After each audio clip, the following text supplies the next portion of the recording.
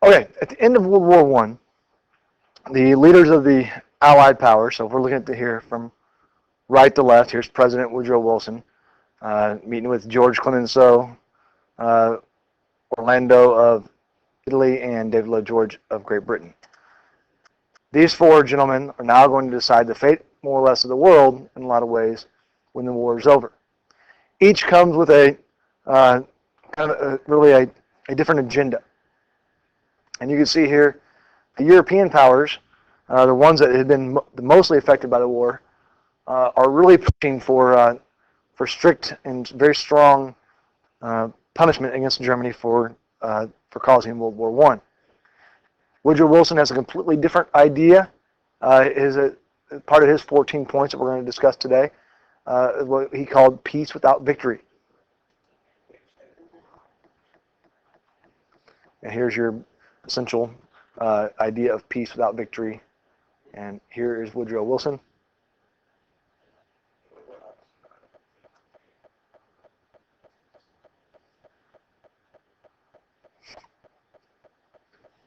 Wilson felt like if the Allies were too harsh upon Germany, it would create a hostile environment in the rebuilt Germany. And in those regards, obviously, Woodrow Wilson is going to be proven to be quite correct. So here we are at the end of World War One. The German army, for the most part, is still along the trench lines in western or eastern France. German soldiers are deserting in large numbers to head back to their homes to help their families survive. They had a massive food shortage in Germany due to the British blockade. It's a very successful British blockade, and this is what causes really the war to end. Germany collapses from within. And again, here's a different look at what it looked like before and now after World War One. You'll see the size of Germany shrinks. We have new nations suddenly pop up. Austria-Hungary vanishes from the map, replaced by a number of different smaller nations. And World War or Europe looks vastly different when the war is over. The Treaty of Versailles that ends the war. Versailles is the palace, the old Louis XIV, out there just outside of Paris, and this is where the leaders of the Allies and Germany get together. Noticeably absent would be Russia. They'd already sued for peace, but they still wanted to be part of this, but they were denied to be part of the negotiations of the Treaty of Versailles. The War Guilt Clause, I think you hopefully are familiar with. It blames Germany for World War One, puts sole blame on Germany for World War One, and it's going to make Germany be forced to pay upwards of $33 billion in reparations to because of the war. The idea of the Treaty of Versailles ignored claims of colonized people for self-determination. Even those that had actually helped fight in the war effort, British colonies, are going to be denied independence. And when President Wilson gets home, he's going to face some very stringent opposition to this treaty. And here's a good example of kind of what was going on in the minds of some different people about the Treaty of Versailles and the League of Nations and the 14 points. So here you see the U.S. Senate coming in, foreign entanglements, peace proceedings, and here we are reading out of the League of Nations. All right, so in the Treaty of Versailles, Wilson is pushing for many of his 14 points. Many of them are directly correlating to what caused World War I. So no secret treaties. Think about the alliances that caused World War I. Wilson was to end that. Freedom of the seas. Again, the sinking of the Lusitania, the Sussex Pledge would be part of this. Free trade, reduction of armaments, militarism.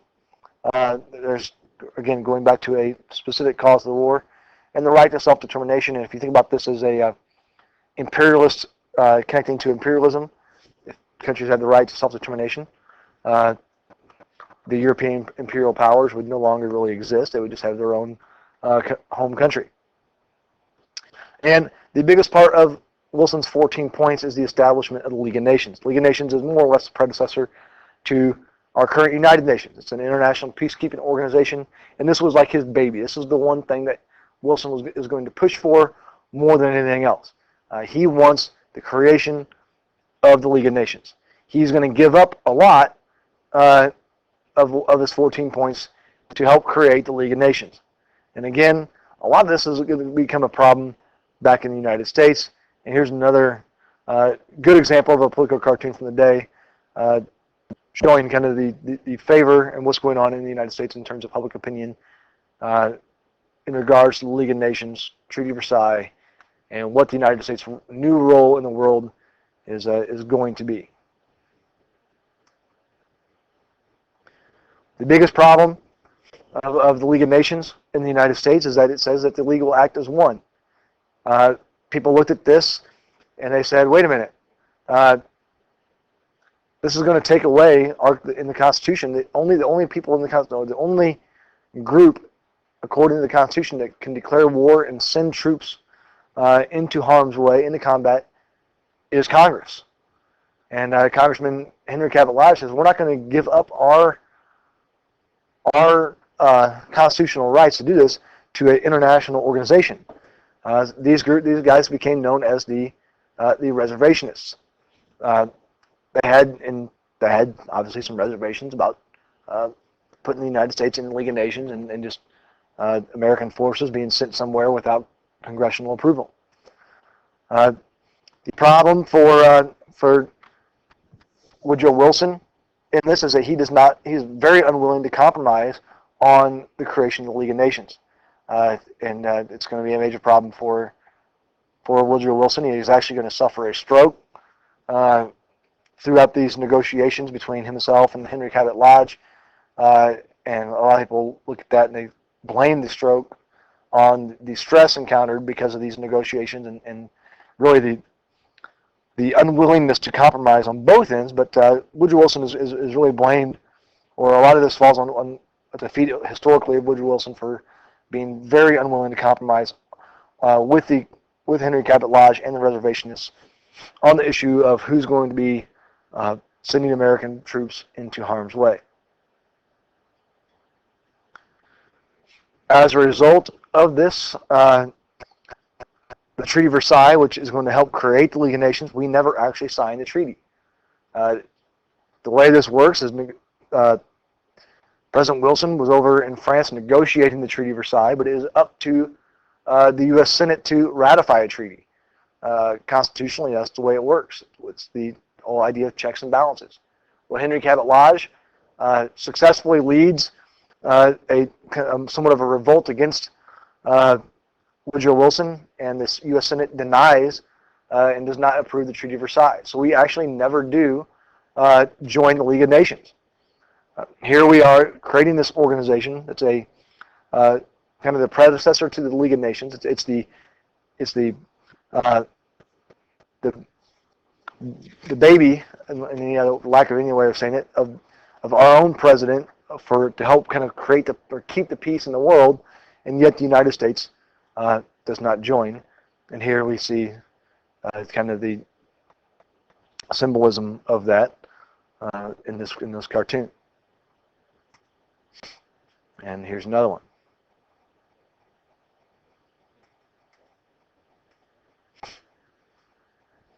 Here are our 4 members of the Treaty of Versailles Conference again: President Wilson, George Clemenceau, David Lloyd George, and Vittorio Orlando.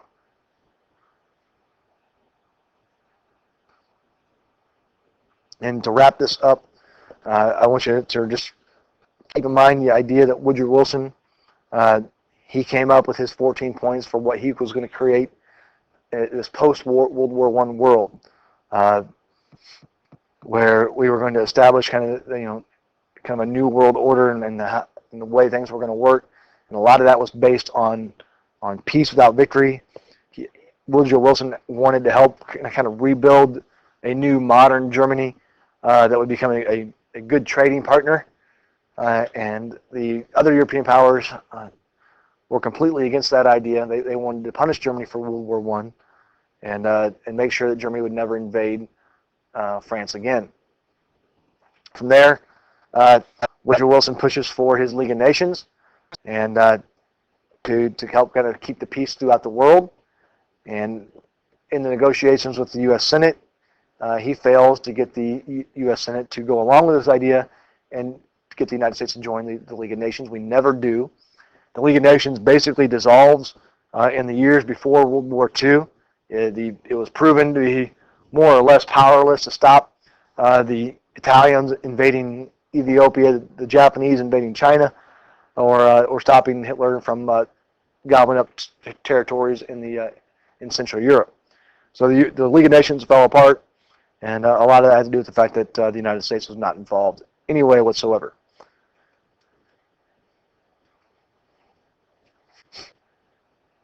The one other person you want to keep in mind here that's leading the opposition to the Treaty of Versailles and the League of Nations is a gentleman by the name of Henry Cabot Lodge, a senator from Massachusetts. It was one of the reservationists, becomes one of the irreconcilables, and he is absolutely against the United States joining the League of Nations on the terms in which Woodrow Wilson was putting this on there. If Wilson had maybe perhaps tried to compromise a little bit, we would have joined the League of Nations. All right, and that will be it for the day. Remember, we have our test on Monday, and this is our last bit of lesson and the last bit of lecture. Make sure you're prepared.